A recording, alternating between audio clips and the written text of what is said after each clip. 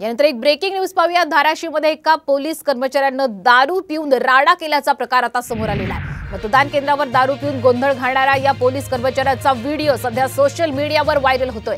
परांडा तालुक्यातील कुंभेफळ इथं मतदान केंद्रावर हा संपूर्ण प्रकार घडलेला आहे। मंगळवारी धाराशिवमध्ये लोकसभेचं मतदान हे पार पडलं। यावेळी बंदोबस्तासाठी असणारे पोलीस हवालदार शंकर जयराम डोंगरे यांनी दारूच्या नशेमध्ये मतदान केंद्रावर गोंधळ घातल्याचा हा व्हिडिओ सध्या सर्वत्र व्हायरल झाला। येत नाही मी येत नाही बस नाटक करायलास का? तुला काय टाइमपास वाटायलो काय? चला आज मी बोलतो माझी स्टेटमेंट घ्या। या गावातलं एक जर बोलायला शंकर डोंगरे चुकीचं वागला तर माझं एवढंच बोलायचं, दादा सांगा मी काय चुकीचं वागलं मी आतापर्यंत?